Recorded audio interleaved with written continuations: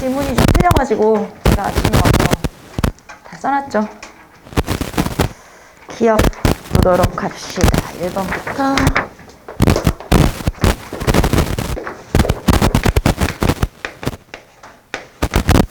자, 1번부터 볼게요. 가 시기에 있었던 사실로 옳은 것은 그랬죠.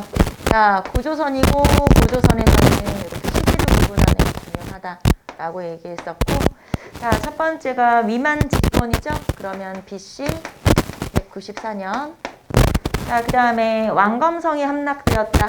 자, 그러면 왕검성이 함락됐다는 건 결국에는 고조선이 멸망했다 라는 얘기겠죠. 그래서 BC 108년. 자, 그리고 시기는 가를 물어본 건데, 요 가라는 건 그러면 위만 조선을 얘기하는 거죠. 그래서 위만 조선 시기에 있었던 일이 뭐냐, 이렇게 물어보는 거죠. 자, 기억부터 봅시다. 법 조항이 60여 개조로 증가했다. 자, 법 조항이 증가했다는 건 풍속이 각박해졌고 멸망 이후의 모습이겠죠. 그래서 가 이후의 모습이고, 자, 두 번째, 고조선 지역에 한해 창해군이 설치되었다. 자, 이해라는 나라의 남녀라는 군장이 한나라에 초항을 하게 되고 한나라의 군현이 처음으로 설치되죠. 물론 한 2, 3년 뒤에 없어지긴 하지만, 그래서 여기서는 BC 128년에 창해군 설치가 되겠죠. 창해군이 설치되었다. 자, 그러면 BC 128년이니까 이거는 가에 들어가겠죠? 가에 들어간다. 맞는 설명이고.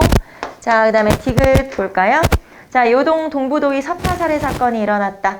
자, 서파살해 사건이라고 하는 건 BC 111년이라고도 하고 109년이라고도 해요. 그래서 서파살해 사건.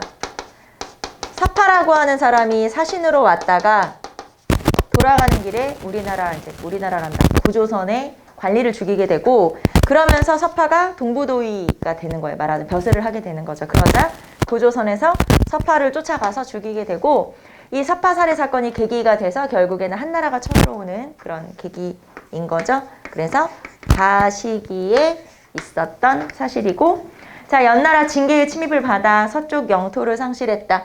연나라 진계가 쳐들어온 건 BC 3세기를 전후한 시기 또는 BC 3세기 초라고 하기도 해요. 그래서 연나라 진계의 침입을 받았고, 이 연나라 진계의 침입을 받아서 결국에는 서쪽 영토를 상실하고 중심지를 옮기게 되죠. 자, 그러면 이거는 언제? 가 이전? 네, 가 이전이 되겠죠. 그래서 기역과 리을이 틀리고 니은과 디귿이 맞네요. 정답은 3번. 3번 체크하시면 되겠습니다. 자, 그 다음에 두 번째 볼까요? 가 왕의 재위 시기에 있었던 사실로 옳은 것은, 자, 가 원년 윤 2월에 연등회를 다시 열었다. 나라 풍속에 왕궁과 국도부터 향읍까지 정월 보름부터 두 밤을 연등하였는데, 선대방 때 이를 번잡하고 소란하면 온당치 못하다 하여 없앤 것을 이때에 회복한 것이다. 자, 그러면 지금 연등회와 팔관회를 부활한 거다. 자, 그럼 우리는 이거부터 봅시다. 연등회와 팔관회를 폐지한 건 언제예요? 이거는 성종 때죠. 고려 성종 때. 그리고 연등회와 팔관회를 부활한 건 언제냐? 라고 물어보는 거죠. 그럼 부활은 현종. 그래서 여기서는 현종을 골라라. 고려 8대 왕이죠, 현종이. 자, 그러면 우리는 현종. 자, 현종의 업적을 한번 체크를 해보도록 합시다. 현종 같은 경우는 일단 거란의 2차 침입과 3차 침입이 있었죠. 거란의 2차 침입과 3차 침입이 있었고, 거란의 2차 침입 때 현종이 나주로 피난을 가기도 해요. 왕이. 그러니까 개경이 함락됐다는 얘기죠. 그래서 나주로 피난을 가기도 했었고, 자, 그 다음에 7대 실록의 과정에서 부처의 힘으로 무찌르기 위해서 만든 게 초조대장경이겠지? 그래서 초조대장경 조판이 시작된 거고, 자, 그 다음에 7대 실록도 마찬가지예요. 7대 실록에 편찬이 시작됐어요. 완성은 좀 더 뒤에 되지만 편찬이 시작된 시기다라는 걸 알 수 있고, 자, 그 다음에 현종 때는 오도 양계가 정비된 시기이기도 하죠. 오도 양계가 정비된 시기이기도 하고.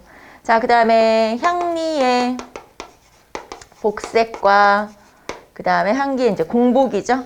향리 공복제가 마련되기도 한다.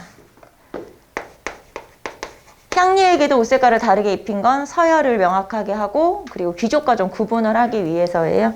그래서 향리 공복제가 마련되기도 했었고 그 다음에 주현 공거법이라고 하는 법이 만들어지기도 하죠. 주현 공거법이라고 하는 건 향리 자제의 과거 응시를 허용한 거예요. 그게 바로 주현 공거법이 통과가 되기도 하죠. 그래서 이런 것들이 전부 다 현종 때에 있었던 업적들이라고 보시면 되겠죠. 이거 말고도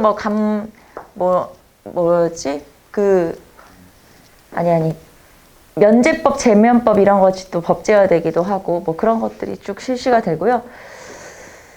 그래, 생각이 안 나네. 자, 그러면은 어쨌든 여기에서 현종을 찾아라. 자, 보통은 태조, 광종, 성종을 많이 물어보지만 우리가 이런 왕들 빼고 태조, 광종, 성종 빼고 현종, 문종, 예종, 숙종, 예종, 숙종, 예종 이런 왕들 있죠. 이런 정리를 좀 해두실 필요가 있고 이런 왕들. 자, 그럼 봅시다. 1번 제2보를 설치했다. 제2보를 설치한 건 광종, 광종. 남경 개창도감을 설치해서 남경을 정비한 건 숙종. 자, 그러면 이거랑 구분해야 되죠. 2번 제시문에서는 남경을 여기다 써볼게요. 남경을 설치한 건 언제? 요건 문종. 남경 개창도감을 설치한 건 요거는 숙종. 자, 달라요. 남경 설치랑 남경 개창도감이랑 다르다 이 말이죠. 자, 우리가 남경을 설치했다라고 해서 이제 한양을 양주죠, 그때는. 이제 한양을 남경으로 승격을 시켰다고 하는데 실제로는 그때 남경으로 승격을 시켰다가 사실은 금방 또 폐지가 되고 그래요. 중간에 여러 가지 일들이 있었고 그리고 나서 아직까지 개발이 제대로 되지 않았던 남경을 제대로 개발시킨 건 숙종이라고 볼 수 있죠. 그래서 뭐 김희재의 건의에 의해서 남경 개창도감을 설치했다 이런 식의 표현이 나오죠. 그래서 남경 설치인지 남경 개창도감 설치인지 이걸 좀 구분하시고 자, 그 다음에 3번 구제도감과 해민국을 설치했다. 자, 구제도감이라고 하는 건 이제 구휴를 담당하는 거죠. 그러니까 빈민에 대한 서민에 대한 치료랑 그리고 구휼이라는 건 이제 어떤 서민이 잘 못 살 때 그 사람 도와주는 역할을 하는 거죠. 그래서 구휼을 담당하고 해민국이라고 하는 건 여기서는 의약 전담 기구라고 생각하시면 되죠. 그래서 둘 다 예종 때 설치했다. 자, 그 다음에 태조부터 목종에 이르는 7대 실록을 편찬하기 시작했다. 거란과 전투를 하는 과정에서 실록이 소실돼 버렸고 그 실록을 다시 만든 거죠. 그래서 그게 바로 요 7대 실록, 여기 있네요. 7대 실록. 자, 그래서 7대 실록의 편찬을 시작했다. 나중에 덕종 때 완성되기 때문에 시간은 좀 있지만 어쨌든 시작된 거는 현종 때다라는 거 알아두시면 되겠죠. 자, 그래서 이런 법들. 그리고 이거 말고도 뭐 아까 간모양마법이라든가 주창수련법이라든가 뭐 이렇게 좀 독특한 법들이 있죠. 여러 가지 법들이 많이 만들어졌던 게 바로 현종 때예요. 그래서 그런 것들은 전부 다 뭐랄까요? 법령이 워낙 많기 때문에 여러분이 좀 정리를 해주시면 되고 일단 주요 내용들만 좀 알아두시면 되겠죠. 자, 정답은 4번 체크하시면 되겠습니다. 자, 그 다음에 3번도 역시 왕을 물어보는 거죠. 네, 3번 봅시다.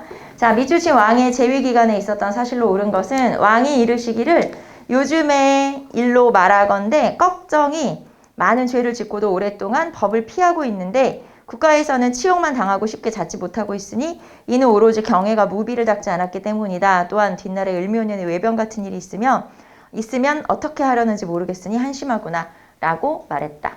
자, 여기에서는 우리가 아는 이름이 하나 나오니까 그것만 생각하시면 되겠죠? 첫 번째 줄에 꺽정. 자, 그러면 이거는 우리가 임꺽정을 얘기하는 거고 임꺽정의 난이라고 표현을 하기도 하죠. 보통 그냥 도적인데 그냥 난이라고 표현하기도 해요. 그래서 임꺽정이 나와 있고 임꺽정이 등장했던 시기가 언제냐라고 물어봤으니까 우리는 명종 체크하시면 되겠고 자 그러면 명종 시기에 또 있었던 일들 조선 명종이죠. 조선 명종 시기에 있었던 일들을 또 정리해 보도록 할까요? 일단 명종 시기에는 외척들끼리의 대립 때문에 사화가 일어나게 돼요. 무슨 사화? 을사사화가 일어나죠. 그래서 을사사화가 있었고 자 그 다음에 금방 우리 나왔던 을묘년의 외변이라는 표현이 나와 있죠. 그러니까 을묘외변이 일어났고 자 이 을묘외변을 계기로 비변사가 상설화돼요. 네. 비변사의 상설화가 또 이때 나타나기도 하죠. 자, 그 다음에 이때 직전법이 폐지되기도 해요. 직전법이 폐지되면서 지주전호제가 강화되기도 하죠. 직전법이 폐지되기도 한다. 이런 것들이 이제 명종 때 있었던 일이고 자, 그 다음에 엄마가 문정왕후잖아요. 이 문정왕후가 수렴청정도 하고 하는데 이 문정왕후가 불교를 또 좋아했기 때문에 자 불교가 중흥되기도 하죠. 자 이렇게 불교가 중흥돼서 보우라는 승려를 중용하고 그리고 승과가 부활되기도 한다. 승과가 부활되기도 하죠. 그래서 여기서는 이제 이런 것들이 명종 때 있었던 일이다. 이렇게 보시면 되고 자 그래서 이런 내용들 그리고 뭐 서적으로 하면은 구황찰요 같은 그런 책이 쓰여지기도 했던 시기가 명종 시기죠. 그래서 이런 명종 시기 한번 살펴볼게요. 1번. 자, 생모 폐비 윤씨와 관련된 사화가 일어났다. 자, 생모 폐비 윤씨와 관련된 사화가 일어났으니까 갑자사화. 갑자사화는 연산군에 관한 설명. 자, 삼포외란이 발생하여 비변사가 설치되었다. 삼포외란은 언제? 중종. 중종하고 좀 구분하시면 돼요. 중종하고 좀 업적이 비슷하기 때문에. 자, 이조전락의 자리를 둘러싸고 붕당이 형성되었다. 붕당이 형성된 거는 선조. 네, 선조 시기죠. 보우가 중용되고 승과가 부활되었다. 보우라는 승려가 중용되고 승과가 부활됐으니까 이게 바로 명종. 정답은 4번 체크하시면 되겠고 자, 우리는 여기에서 하나 더 조선시대 3대 도적이 있어요. 그래서 그런 도적 그래서 뭐 의적이라고 하기도 하고 또는 반란이라고 표현하기도 하는데 3대 도적만 한번 체크하고 넘어갈게요. 자, 3대 도적 중에서 제일 먼저 홍길동. 홍길동은 연산군 때 주로 활약이라고 표현하기 좀 그렇지만 활동을 하게 돼요. 그래서 홍길동이 있고 그 다음에 임꺽정이 있어요. 홍길동은 뭐 여러분 다 알죠. 서울 출신, 호부호영 못하는 서울 출신. 그 다음에 임꺽정은 명종 때 활동했고 이 사람은 주로 황해도나 이런 지역에서 활동을 했으며 백정 출신이고 자, 그 다음에 장길산. 장길산은 숙종 때 활동했던 도적으로서 광대 출신이. 그래서 이제 그런 특징이 있고 굳이 또 특징을 찾자면 장길산은 잡히지 않아요. 끝까지. 실록에 잡았다는 표현이 없어요. 그래서 잡히지 않았고 나머지는 잡혔다. 그래서 끝까지 잡히지 않았다. 만약에 이제 그런 문장이 하나 들어간다. 그러면 장길산이라고 보시면 되고 광대 출신이죠. 자, 가끔 이 홍길동이나 임꺽정이나 장길산을 사실 그 사람에 대해서 물어보는 문제보다는 주로 시기를 물어보죠. 장길산이 활동했어. 어느 왕이야? 숙종. 이런 식으로. 우리 금방 임꺽정이 활동했어. 어느 왕이야? 명종. 이렇게 물어보는 것처럼 시기를 물어볼 때 문제로 출제되니까 그거를 좀 여러분이 주의해서 시기만 한번 주의해서 보시면 되겠죠. 자, 그래서 정답은 4번 체크하시면 되겠죠? 자, 4번 봅시다. 다음과 같이 주장한 실학자에 대한 설명으로 옳은 것은 자, 우리나라 안에는 구슬 캐는 집이 없고 시장에 산호 따위의 보배가 없다. 금과 은을 가지고 가게에 들어가도 떡을 살 수가 없는 형편이다. 이것은 물건을 이용하는 방법을 모르기 때문이다. 이용할 줄 모르니 생산할 줄 모르고 생산할 줄 모르니 백성은 나날이 궁핍해지는 것이다.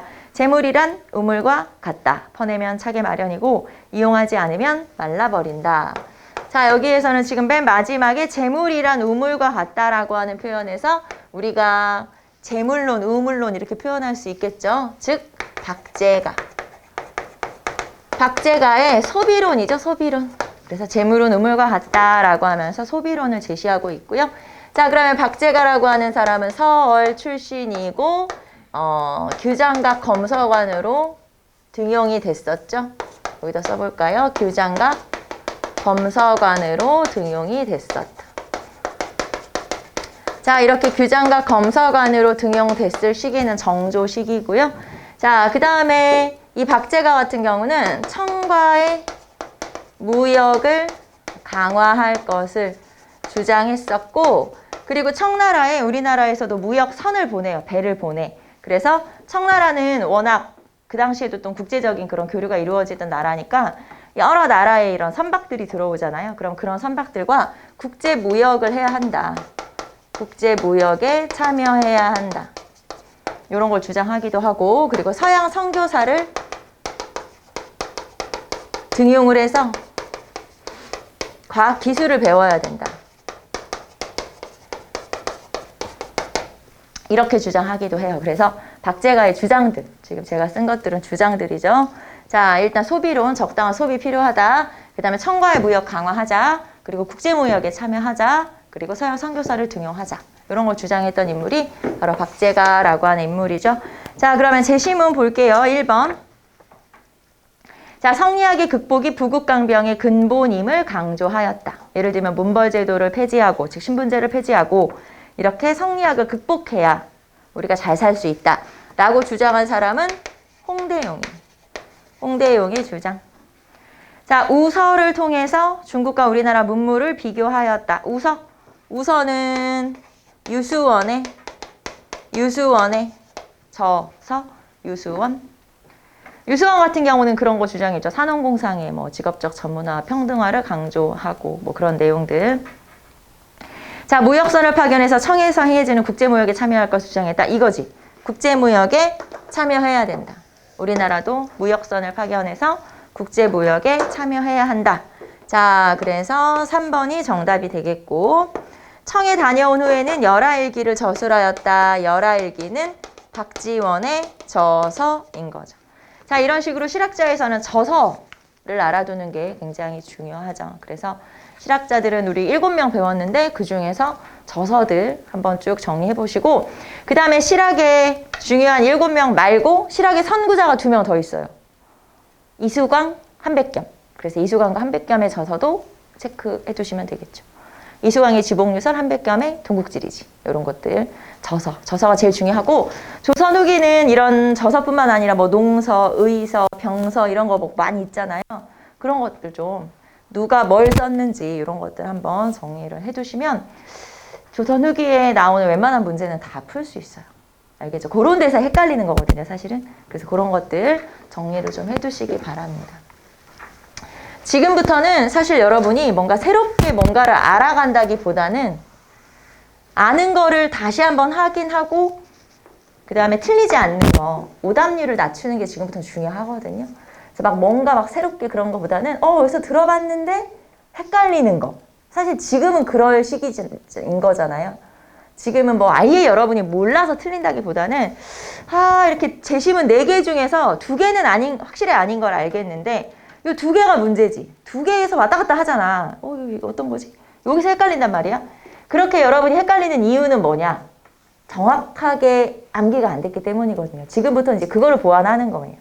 그래서 지금부터는 그렇게 제시문 나온 거, 여기 나온 것들 중에서도 여러분이 헷갈리는 것들이 있었으면 그런 것들 확인을 한번 해보고 마지막 암기, 점검 요거 하는 시기니까 그런 것들 좀 정리를 해보시면 되겠죠.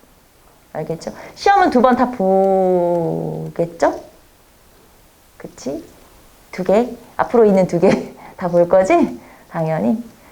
그래. 좀 비싼 모의고사라고 생각하고 하나 보고 하나는 실전이니까 그렇게 생각하시면 되시고, 아마 대부분 2번 말고 다음번 시험을 거의 다 응시하지 않았나요? 보통은 지방직을 더 많이 응시하니까. 그래요. 아무튼 너무 걱정할 필요도 없지만 너무 느긋해서도 안 되기 때문에 지금부터 이제 사실은 긴장 상태인 거죠. 지금부터가 아니라 사실은 뭐 한두 달 전부터 긴장 상태였겠지만 지금부터는 그런 상황이고, 안 틀리는 게 목적이죠, 우리는. 안 틀리는 게 목적이기 때문에 여러분이 지금부터는 요 헷갈리는 것들을 좀 잘 정리해 두시고. 자, 봅시다. 5번 보도록 할게요. 자, 다음 밑줄친 왕의 재위기에 일어난 사건으로 옳은 것은 자, 안승의 조카뻘 되는 장군 대문이 금마저에서 반역을 도모하다가 일이 발각되어 죽임을 당했다. 남은 무리들이 관리를 죽이고 읍을 차지하여 반란을 일으켰다. 왕이 군사들에게 명하여 토벌하였다. 마침내 그 성을 함락하여 그곳 사람들을 남쪽의 주와 군으로 옮기고 그 땅을 금마군으로 삼았다. 자, 여기서 지금 뭘 말하는 거냐면 대문의 난을 얘기하는 거죠. 자, 대문의 난은 안승, 원래는 안승이 보덕국의 왕이었어요. 보덕국의 왕이라고 하는 건 고구려 부흥국의 왕이었다는 얘기죠. 그런데 안승을 데려다가 신라의 귀족으로 편입을 시켰어요. 그래서 진골로 편입을 시켰죠. 진골로 편입을 시켰어요. 그랬더니 이 지역에서, 즉 보덕국이죠. 보덕국에서 반란이 일어난 거예요. 그게 바로 대문의 난이고, 이 대문의 난을 계기로 해서 보덕국은 폐지가 된 거예요. 보덕국이 없어졌다는 건 그냥 신라가 됐다는 뜻이죠. 그래서 신라의 금마군으로 편입이 됐다. 자, 그러면 이런 일들이 있었던 게 누구냐? 바로 신문왕 때. 그래서 신문왕에 관한 내용이구나. 자, 신문왕은 우리가 너무 많이 해서 뭐 여러분 다 알겠지만 다시 한번 봅시다. 신문왕 같은 경우는 일단 전제왕권이 확립된 시기. 전제왕권이 확립됐다는 건 왕권이 강화됐다는 뜻이고, 그러면서 체제 정비가 이루어져요. 그러면서 체제 정비가 이루어져서 일단 중앙. 자, 중앙은 14부의 형태로 정비가 되죠. 자, 공장부와 예작부가 하나씩 더 만들어지면서 14개의 부서로 정비가 됐고요. 지방은 여러분 알죠? 구주, 오소경으로 정비가 돼서 구주를 설치했다, 뭐 구주가 완비됐다, 이런 제시문 나오면 신문왕이고, 자, 그 다음에 군사는 구서당 10정, 구서당 10정 체제로 정비가 됐고, 자, 그 다음에 토지제도는 관료전이 지급되고 노급이 폐지되고, 관료전이 지급되고 노급이 폐지되고, 자, 그 다음에 교육, 유교 교육기관으로 국학이 처음으로 설치되고, 이런 여러 가지 체제 정비가 전부 다 이루어졌던 시기가 바로 신문왕이고, 자, 이거 말고도 기타 등등으로는 예를 들면 뭐 만파식적 설화라든가 가문사 건립이라든가, 자, 그 다음에 달구벌 천도를 계획했다거나 뭐 이런 내용들 나오면 전부 다 신문왕이다 라는 걸 알 수가 있고요. 자, 그리고 신문왕과 관련해서는 학자, 설총이 신문왕 때 학자죠. 그래서 설총이 신문왕에게 하완계를 바치기도 하죠. 그래서 그 시기이구나 이렇게 생각할 수도 있고, 자, 그러면 우리는 제시문 보도록 할까요? 1번 지방을 구주 오소경 체제로 정비했다. 뭐 1번이 당연히 신문왕이고, 자, 그럼 나머지 볼게요. 당의 요청으로 발해를 공격하고 대동강 이남의 땅을 정식으로 신라 형태로 인정받았다. 즉 발해를 공격했었다는 얘기죠. 발해를 공격해가지고 결국에는 실패는 했죠. 폭설이 내려서 실패는 했어. 그러면 이거는 어느 왕이에요? 이건 성덕왕. 시험에는 성덕, 경덕, 신문 다 중요하죠. 알아두시고, 특히 성덕왕 같은 경우는 이렇게 당을 공격하기도 했고, 뭐 정전 지급도 나오고 여러 가지 업적들이 언급이 되죠. 자, 3번 주요 지명과 관직명을 중국식으로 변경했다. 자, 요거는 이렇게 중국식으로 변화시키는 걸 한화정책이라고 하거든요. 그런데 요 한화정책을 실시했던 왕이 여러 명 있어요. 우리가 배운 왕들 중에선 지증왕도 그렇고 진덕여왕 때도 한화정책을 실시했었고, 그리고 경덕왕 때도. 여기서 말하는 건 경덕왕인데, 자, 보시면 주요 지명과 관직명을 중국식으로 변경했다라고 했죠. 예를 들면 구주라든가 또는 군현이라든가 이런 명칭을 중국식으로 바꿨고, 그 다음에 집사부 중시를 시중으로 바꿨어요. 중시를 시중으로 바꾸고, 자, 그 다음에 여러분 국학을 이름을 뭘로 바꿨죠? 그것도 중국식이에요. 그래서 요거 전부 다 요렇게 바꾼 거 전부 다 무슨 정책? 한화정책이고, 요런 한화정책은 누구의 한화정책? 경덕왕의 한화정책이죠. 그래서 태학감. 예를 들면 우리나라 지명을 군현으로 바꿨어요. 주군현으로. 그건 지주왕 때지. 지주왕 때 주군 제도가 정비됐다고 했으니까 기억나요? 그 다음에 중국식 복색을 하고 아호를 들었고 중국의 연호를 사용했다. 그러면 진덕여왕 때. 그리고 지명을 이렇게 바꿨고 관직의 이름을 바꿨다. 그러면 경덕왕 때. 근데 이제 지금 제가 이렇게 설명했지만 실제 시험에는 이렇게까지 디테일하게 안 나와요. 이렇게까지 안 나오고 그리고 나온다 하더라도 여기에 나와 있는 것만 제시하고 금방 우리가 얘기했던 하나정책만 제시하고 어느 왕인지 골라라는 안 나와. 그러니까 왕들의 여러 가지 업적 중에서 섞여 있기 때문에 여러분이 충분히 지금은 헷갈리죠. 지금 제가 말한 거 다 헷갈렸잖아요. 그렇지 않고 여러분이 알고 있는 그 왕의 고유한 업적들이 있잖아요. 그런 업적에다가 플러스 이런 하나정책을 같이 섞어서 물어보기 때문에 굳이 여러분이 하나정책으로 왕들을 구분할 필요는 없다는 거예요. 무슨 말인지 알겠죠? 이것만 가지고 하나정책만 늘어놓고 어느 왕이냐 이렇게 물어보진 않는다. 무슨 말인지 알겠죠? 그래서 지금은 여러분이 지금 제가 이렇게 얘기하면 어떡하지 큰일 났네 이렇게 생각할 수가 있겠지만 실제로 문제를 막상 받아보면 여러분이 충분히 풀 수 있게 다른 제시문이 다 섞여 있다는 거예요. 그러니까 걱정할 필요가 없다는 거야. 지금 저는 그냥 나와 있는 내용만 설명할 뿐이지 걱정할 필요가 없다. 무슨 말인지 알겠죠? 지금은 모든 게 다 걱정이 되지. 당연히 시험 보기 전이니까. 지금은 사실 어떤 문제를 봐도 이렇게 나오면 어떡하지? 이렇게 생각이 들면서 모두 걱정이 되겠지만 너무 걱정할 필요가 없다는 거예요. 무슨 말인지 알겠죠? 이것만 빼서 나오지는 않는다. 그렇게 문제가 막 여러분이 생각하는 것처럼 너무 어렵게 나오지 않아요. 생각보다. 막상 풀어보면 그렇게 어려운 문제 많이 없어요. 그러니까 지금부터 너무 걱정할 필요가 없다는 거예요. 걱정은 물론 되겠지. 지금이니까. 하지만 괜찮다. 자, 어쨌든 여기에서는 주요 지명과 관직명을 중국식으로 변경했다. 요건 이제 경덕왕의 하나정책이라 이 말이죠. 자, 그 다음에 4번 볼까요? 금성에 서시와 남시를 두고 서시정과 남시전을 설치했다. 자, 서시와 남시, 서시정과 남시전은 효소왕이죠. 신문왕, 효소왕, 성덕왕. 우리 이렇게 바뀌어 간다고 얘기했으니까 신라 중대왕이라고 얘기했었어요. 그래서 정답은 1번 체크하시면 되겠죠. 자, 6번 보도록 할까요? 자, 6번 보시면 일단 강령이 나와 있죠? 자, 이런 강령 나오면 또 우리는 헷갈리지. 자, 한번 볼까요? 다음 강령을 발표한 단체에 대한 설명 옳은 것. 우리는 완전한 독립국가의 건설을 기함. 우리는 전 민족의 정치적, 경제적, 정치적, 사회적 기본 요구를 실현할 수 있는 민주주의 정권의 수립을 기함. 우리는 일시적 과도기에 있어서 국내 질서를 자주적으로 유지하며 대중생활의 확보를 기함. 자, 다 비슷비슷한 것 같지만 이런 강령 중에서 요 맨 마지막 문장에서 여러분 일시적 과도기라는 표현을 좀 알아두시면 된다고 했죠. 일시적 과도기라고 하는 건 지금 언제냐? 해방은 됐어. 아직 나라는 없어. 정부는 수립되기 전이야. 그래서 그때 있었던 어떤 기구 중에 하나를 말하는 거예요. 그러면 여기서는 뭘 말하는 거냐? 조선 건국준비위원회.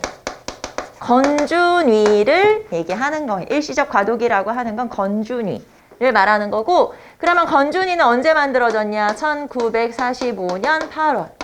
그러니까 사실은 8월 15일 해방되자마자 건준위가 만들어지는데 원래는 건준위가 뭐였었냐면 조선 건국동맹이었죠. 1944년 국내에서 좌우 합작으로 만들어진 단체. 그리고 이거를 주도했던 사람은 여운형. 여운형이 주도했던 조선 건국동맹이라는 건국준비단체가 있었어요. 이 단체가 해방이 되자마자 건국준비위원회로 바뀌는데 이 해방되는 과정에서 이 사이에 무슨 일이 있었냐면 총독부와 협상을 했죠. 그래서 총독부와 협상 끝에 통치권을 넘겨받고 그 대신 일본 사람들 나가는 거 인정해주고 도와주고 말하자면 이제 묵인해주고 그 대신 자신들은 건국준비 활동을 하겠다. 너네 우리 활동 간섭하지 마라. 이러면서 협상을 한 거예요. 그러면서 건국준비 활동을 위해서 이런 건준위를 만들게 된 거죠. 자, 그러면 건국준비위원회에서는 자, 치안대를 설치했고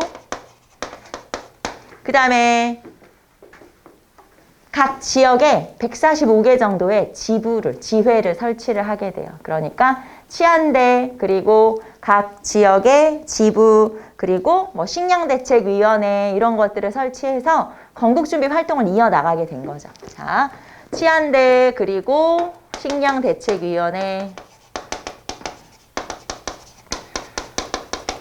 그리고 각 지역에 145개 정도의 지부를 설치했었다. 그래서 이런 것 등을 통해서 건국준비 활동을 했는데 이렇게 준비를 하고 있는데 소식을 들은 거야. 미군정이 들어온다네. 그럼 미군정이 실시가 되면 국가 대 국가로서 협상을 해야 되고 그럼 우리가 국가 형태로 바꾸는 게 좋겠네. 그래서 뭘로 바꿔요? 조선인민공화국으로. 조선인민공화국으로 바꾸게 되죠. 그래서 1945년 9월 6일에 미군정이 8일부터 시작되니까 9월 6일에 건국 인민공화국으로 이름을 바꾸게 되고 자 우리가 이름을 딱 보더라도 뭔가 좀 약간 사회주의 냄새가 훨씬 많이 나는 거잖아요. 즉 이렇게 바뀌는 과정에서 좌익들이 많이 참여를 하게 되면서 이런 식으로 이제 운영이 됐는데 어쨌든 미군정이 하나도 인정을 하지 않았기 때문에 결국에는 아무 효과는 없었던 거죠. 그래서 이제 이런 식으로 바뀌게 되는구나 라는 거 알아두시고 자 그러면 옳은 것을 골라봅시다. 제10은 1번 건국 치안대를 조직하여 건국준비 활동을 하였다. 네, 치안대만 알아두시면 돼요. 원래 정식 명칭은 건국치안대인데 우리는 그냥 치안대라는 거 정도만. 그래서 건국준비위원회는 치안대와 관련되는구나. 네, 이것만 알아두시면 되고 자, 두 번째 조선 독립동맹을 모체로 하였다. 조선 독립동맹 아니고 건국동맹인데 자 그러면 조선 독립동맹은 어디에? 화북지방. 중국 화북이라는 건 공산주의란 얘기잖아요. 그래서 화북지방에 만들어진 그리고 누가? 김두봉이 주도했던 이런 단체가 조선 독립동맹이죠. 3번 우익 세력인 김성수, 송진우 등이 주도했다. 자, 김성수, 송진우 등이 만든 보수 우익 단체예요. 한국민주당. 미군정이랑 잘 지냈던 한국민주당을 얘기하는 거고요. 자, 4번에 좌우합작 7원칙을 발표했다. 이건 뭐 좌우합작위원회겠지. 좌우합작위원회. 자, 요 좌우합작위원회를 주도한 사람은 누구예요? 역시 여운형. 여운형 김규식. 그쵸? 여운형 김규식. 그래서 요 좌우합작위원회도 여운형이 들어간다는 거 공통점이네요. 여운형이 들어가네요. 그래서 그런 것들도 한번 체크해 두시면 되겠죠? 정답은 1번. 자, 7번.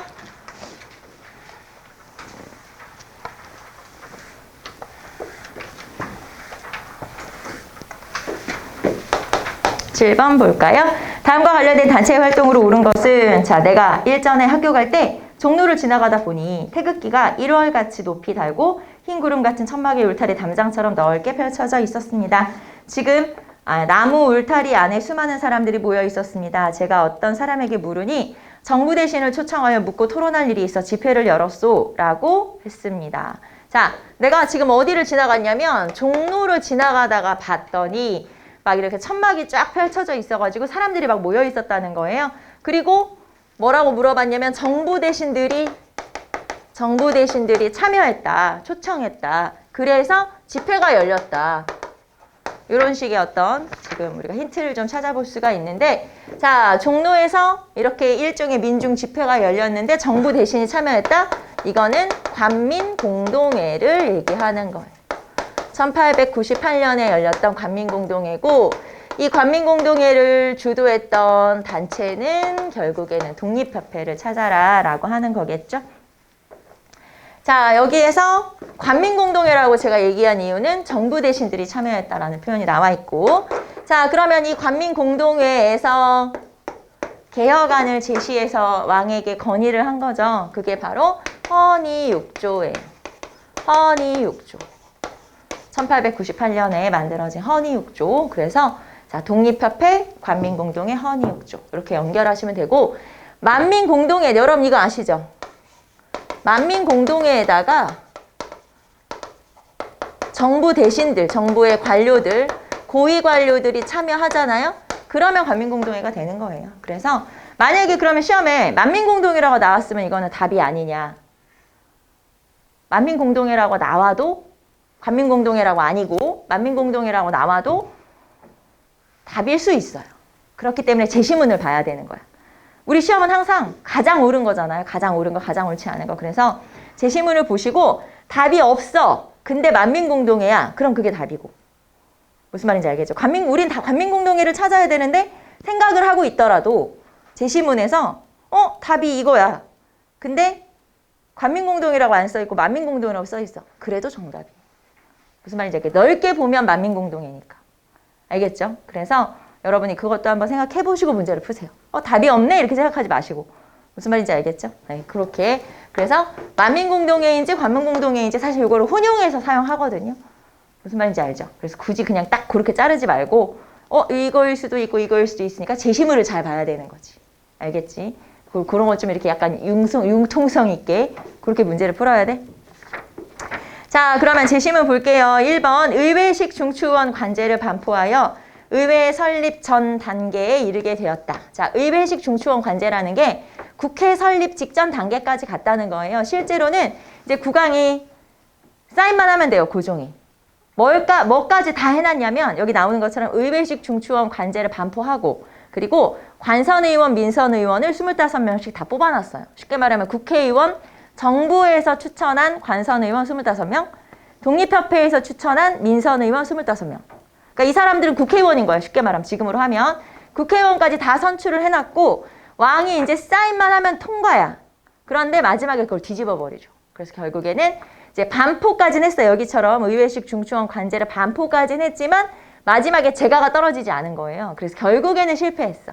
그래서 이 표현이 딱 맞아요. 의회식 중추원 관제를 반포했으나 잘 안 됐다. 이렇게 하는 게 정확한 표현이죠. 그래서 1번이 독립협회와 여기서 독립협회를 찾으라고 했으니까 독립협회와 관련된 설명이고 자, 그럼 나머지 단체들 한번 찾아보도록 할게요. 2번 일제의 황무지 개강권 요구를 철회시켰다. 자, 일제가 황무지 개강권을 요구하는 걸 철회시킨 단체는 보안회. 자, 그리고 보안회 나오면 여러분이 또 뭐가 생각나야 되냐? 농광회사. 보안회에서는 농광회사를 설치하기도 하죠. 보안회, 농광회사. 농광회사 나와도 보안회 이렇게 연결할 수 있고. 자, 3번에 일진회와 대립하다가 해산당했다. 일진회와 대립하다가 해산당한 건 사실 헌정연구회도 그렇고 대한자강회도 그래요. 그런데 이제 헌정연구회라고 쓸게요. 둘 다 일진회와 대립하다가 해산당하게 되죠. 헌정연구회 같은 경우는 1905년에 만들어져서 헌정연구회니까 입헌군주제를 주장했고 대한자강회는 1906년에 만들어져서 이제 여러 가지 뭐 월보라든가 이런 활동을 이어가게 되죠. 4번 볼게요. 자, 고종 황제 강제 퇴위 반대 운동을 주도했었다. 이게 이제 대한자강회에 관한 설명이에요. 고종 황제에 대한 강제 퇴위 반대 운동을 전개했었다. 그래서 이런 단체들 정답은 1번 체크하시면 되겠죠. 자, 8번 볼까요? 자, 다음 상황이 전개될 시기에 해당하는 사실을 고르면 진대 구려가 이미 요동을 차지하니 백제 역시 요서 진평 두 군을 차지하였다. 자, 그러면 지금 고구려가 지금 어디를 차지했다고요? 요동을 차지하니 그럼 백제는 어디를 차지해? 요서를 차지했다라고 하는 거죠. 그래서 자, 그러면 백제에서 요서 산둥 규슈로 진출해서 우리가 이거 이렇게 배웠죠. 고대 상업권을 형성했다. 고대 상업권을 형성했다. 이게 어느 왕이냐 이렇게 물어보는 거죠. 그래서 이게 어느 왕이에요? 근초고왕.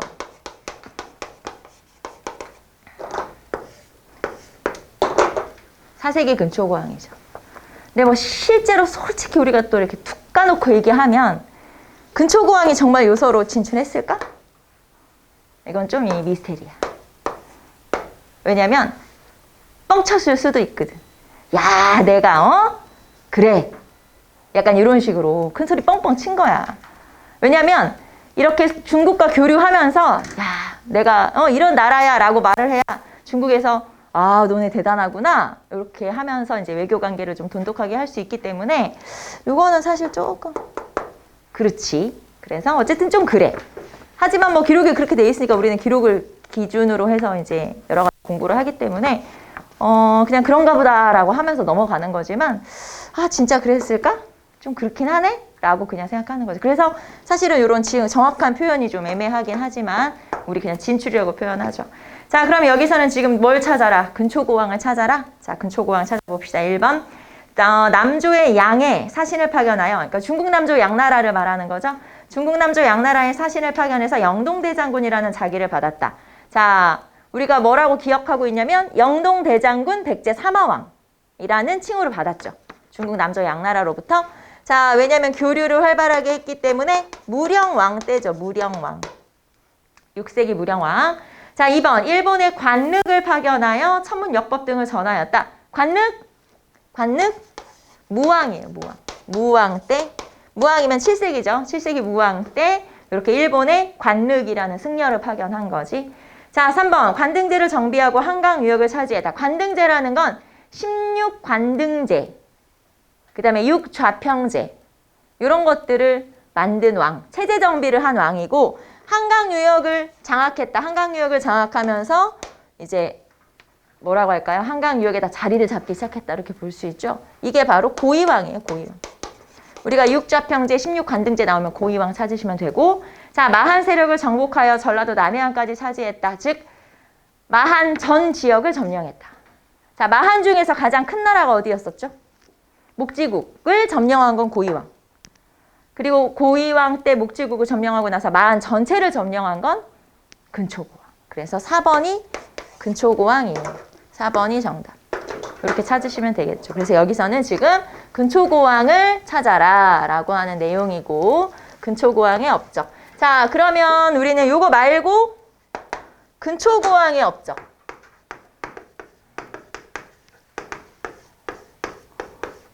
나온 김에 한번 또 체크 한번 하고 넘어갈까요? 자, 근초고왕의 업적은 일단 영토를 확장하게 되죠. 영토를 확장하게 되는데 우리 금방 말했던 마한 전 지역을 점령했고, 그 다음에 평양성을 공격했죠. 자, 이렇게 고구려 평양성을 공격하면서 고구려 고국 원왕이 전사하기도 했고, 그 다음에 가야에도 영향력을 행사하기도 해요. 가야 지역까지도 점령을 하기도 하죠. 자, 그 다음에 왕위의 부자 상속이 이루어지는 시기이기도 하다. 왕위의 부자 상속이 이루어지기도 하고, 자, 그 다음에 고흥으로 하여금 역사책을 편찬하기도 하죠. 고흥이 편찬한 역사책이 서기. 예, 고흥의 서기가 이때 편찬되기도 하죠. 자, 그리고 이제 여기 요서 산둥 규슈로 진출했다. 요서 산둥 규슈로 진출했다. 자, 그리고 일본에 또 뭐랄까요? 문화를 전달해 주기도 하는데 아직기를 파견하기도 해요. 아직기를 파견해서 한자와 논어를, 한자와 천자문과 논어를 전파하기도 하고요. 자, 그 다음에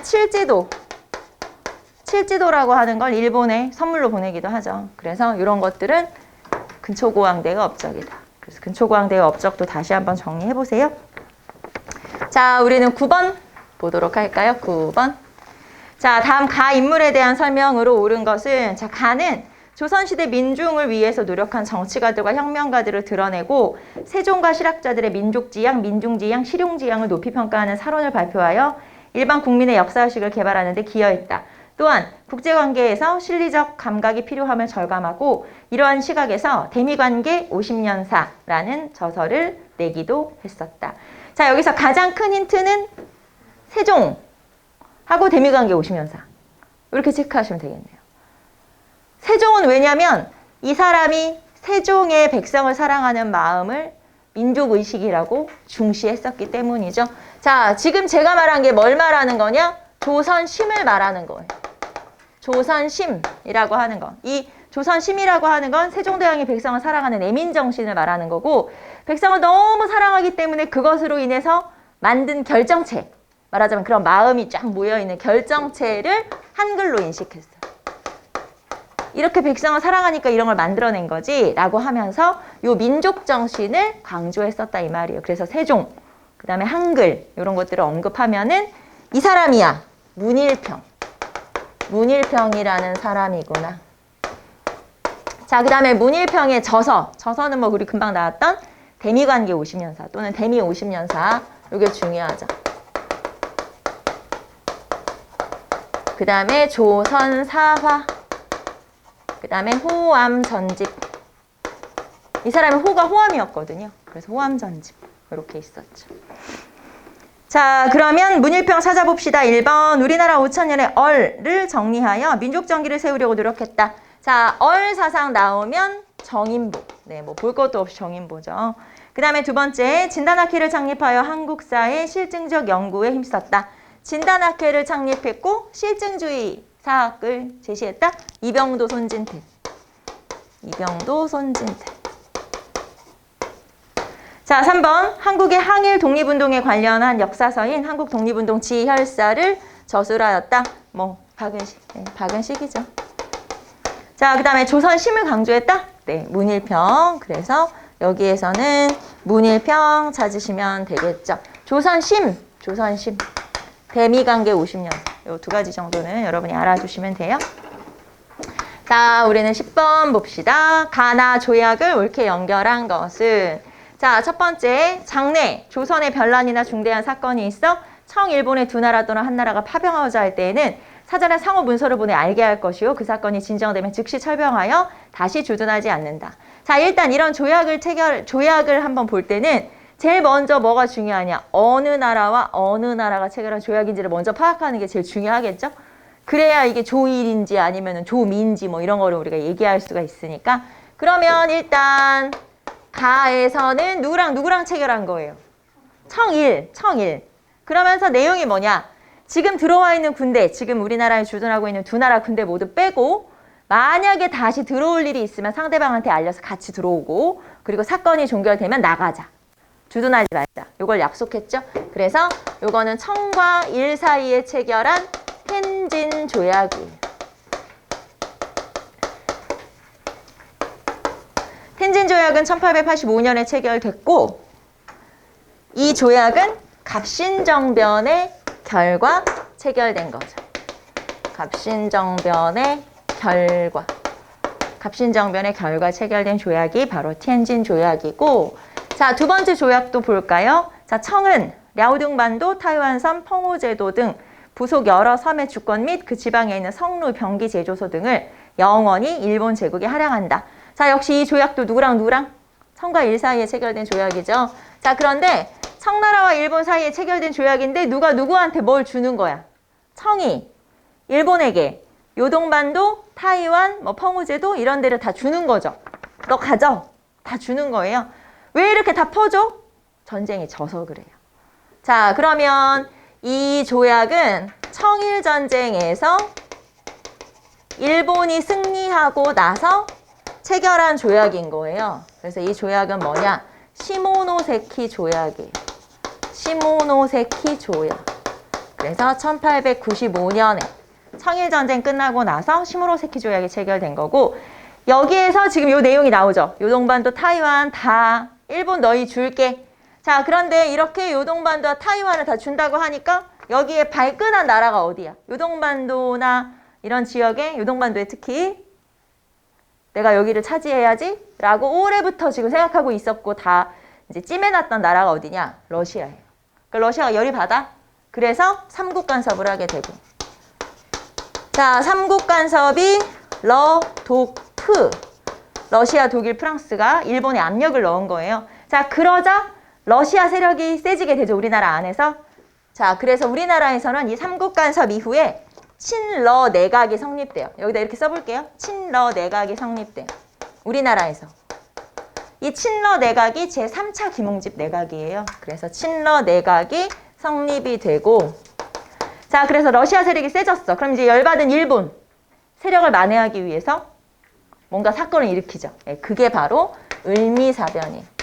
을미사변이 명성황후 시해 사건이죠. 그래서 1895년 8월 20일에 명성황후를 죽이는 사건이 벌어지게 되고, 지금 쭉 연결되는 거예요. 청일전쟁, 시모노세키 조약, 삼국간섭, 을미사변, 그리고 이제 뭐 을미의병 이런 식으로 쭉 이어지게 되는 거죠. 그래서 이 사건들 한번 정리해봤고, 자, 그럼 조약은 일단 텐진 조약하고 시모노세키 조약하고 두 개 찾으면 된다. 정답은 2번이 정답인 거고, 자, 그러면 나머지 조약들은 뭐 우리 그냥 체크만 하면 되겠죠? 자, 일단 제물포 조약. 요거는 이모군란의 결과 1882년에 체결된 조약이고, 자, 한성조약. 갑신정변의 결과 1884년에 체결된 조약이고, 자, 그 다음에 3번에 나오는 포츠머스 조약. 요거는 러일 전쟁 후에 러시아와 일본이 체결한 조약이에요. 우리가 뭐 내용을 모르더라도 대강 내용은 알겠죠. 러시아가 가진 모든 권한을 일본한테 준다. 그러면 그 포츠머스 조약이 되는 거예요. 자, 그 다음에 조일 통상장정이라고 나와 있는데 이 조일 통상장정은 1876년 것도 하나 있고 1883년 것도 하나 있고. 그쵸? 이제 어떤 건지 모르니까 그냥 연도 2개 써놓고. 자, 그래서 이 중에서는 텐진 조약, 시모노세키 조약. 알겠죠? 이렇게 조약을 물어보면 물론 우리가 조약으로 다 사료라든가 이런 걸 살펴봤지만 이렇게 낯선 조약들이 나온다 하면 일단 누구랑 체결한 조약인지를 먼저 확인을 하시고 그 다음에 내용을 파악하시면 되겠죠. 알겠죠? 그리고 보통은 이런 조약들은 사건의 결과로 물어보는 경우가 많기 때문에 사건과 반드시 연결해서 정리를 해주시면 되겠죠. 자, 그래서 정답은 2번 체크하시면 되겠습니다. 자, 우리는 잠깐 쉬었다가 11번으로 넘어가도록 하겠습니다.